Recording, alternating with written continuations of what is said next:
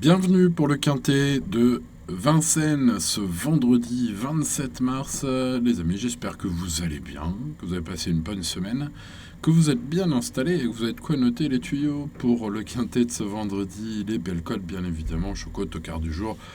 Et Zonor, bien sûr, c'est marqué, Baba.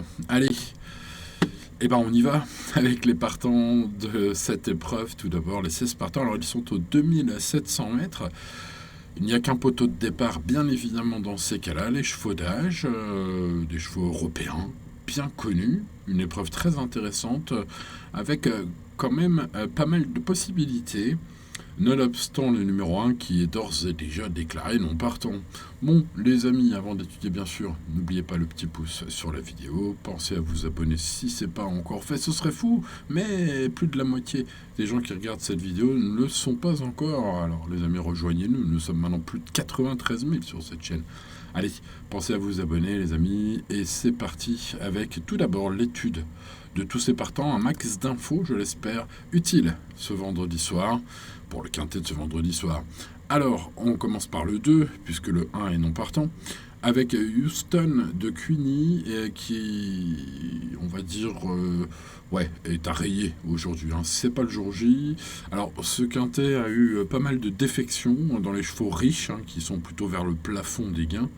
Ce qui a fait rentrer quelques chevaux, on va dire, pas forcément attendus par leurs entourages notamment aujourd'hui. Et c'est le cas pour ce numéro 2, donc on reste ferré, son entraîneur se met au sulky. Bref, je pense que vous l'aurez compris, c'est pas le jour J pour ce 2. Voilà, sauf incroyable hécatombe dans cette course.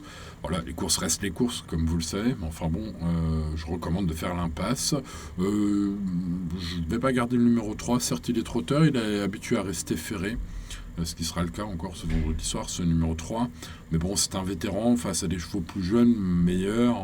Lui, quand il est en Belgique, il prend des gains, des petits gains. Mais quand il est en France, on l'a encore vu, lors de ses 2 dernières sorties, c'est beaucoup plus dur. Bon, après, il est fiable d'allure, il fait toutes ses courses. Bon, voilà. Bon, à part ça, pas grand-chose à se mettre sous la dent. Passons donc au numéro 4, Aikido. Après un meeting d'hiver actif, il rentre après 2 mois de pause. Après avoir beaucoup couru, ça lui a peut-être fait du bien. Bon, pour ce qui est des infos, Guillaume Beaufils pense plus à le préserver toute la course, en espérant juste venir finir. Voilà, il n'a pas des ambitions incroyables, d'autant plus qu'il préfère son autre pensionnaire du jour, Inrit, que l'on verra un peu plus tard, sur lequel d'ailleurs il est beaucoup plus confiant. Bon, pour ce 4, la tâche est compliquée, mais il est déféré des postérieurs quand même. Voilà, c'est un outsider pas impossible, on va dire. Je lui ai même mis la moyenne. Alors après, c'est une affaire de cote. Si vraiment sa cote est énorme, ce qui devrait être le cas vu qu'il est cité nulle part dans la presse, ce numéro 4 peut intéresser ceux qui veulent vraiment tenter un ticket unique. Mais bon, voilà, je n'ai pas gardé. Passons au numéro 5, Jersey New Sport. Alors ça, c'est très bien. On arrive sur un cheval qui vient de s'imposer avec autorité à Anguin. C'était le 13 mars dernier. Alors il avait fait impression au début d'hiver en gagnant face aux 6 ans à Vincennes. Donc la course est ouverte également aux chevaux d'âge. Donc globalement, le lot, on va dire globalement, est moins fort. Mais il y a quand même la présence de quelques chevaux qui courent pour gagner essentiellement et uniquement aujourd'hui. Mais bon, mis à part ces quelques autres, on va dire, chevaux très en vue, il devrait logiquement répéter.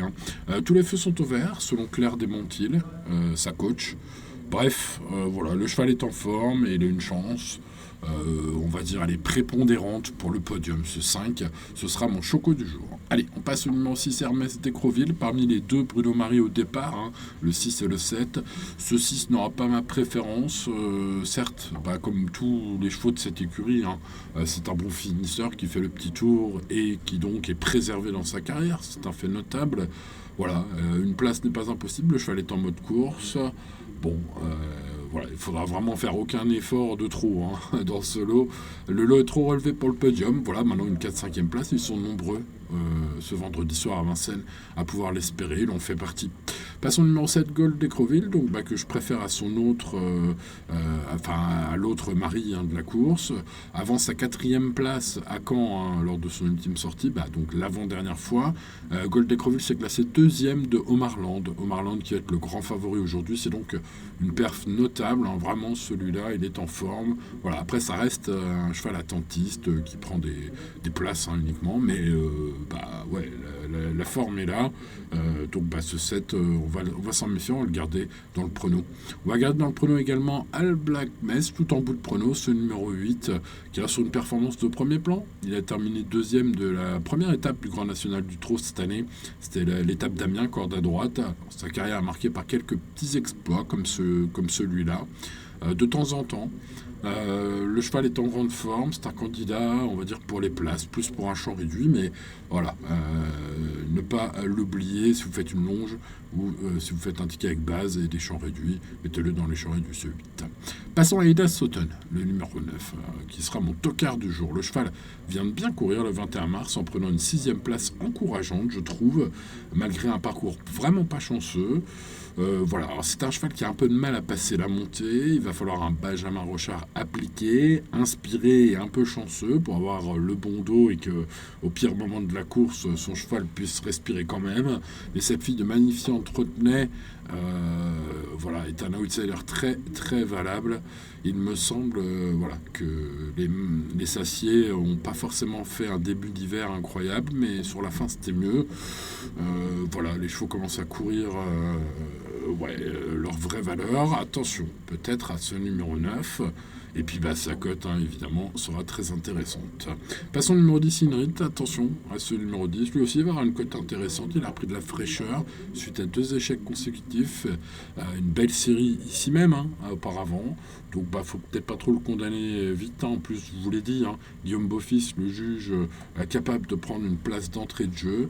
Voilà, malgré peut-être le manque d'une course dans les jambes, qu'il n'a pas, pour le coup.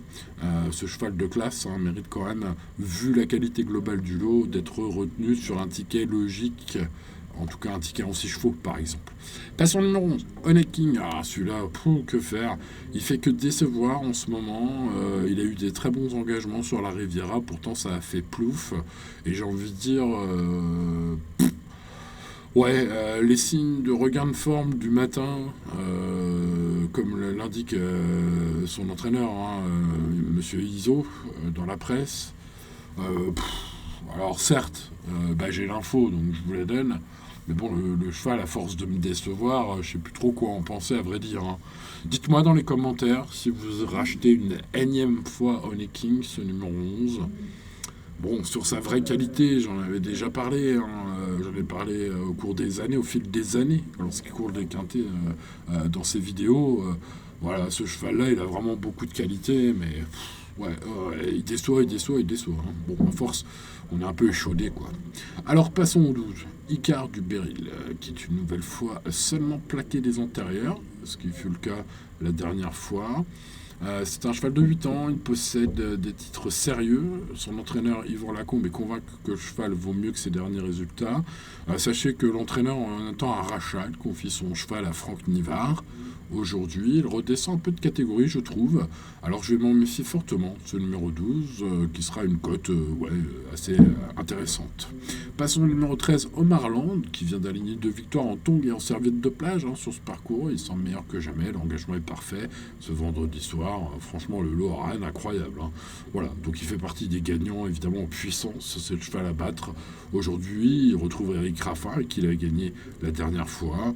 Bon, j'ai envie de dire premier ou deuxième, celui-là. Après, les courses restent les courses, mais c'est le favori logique.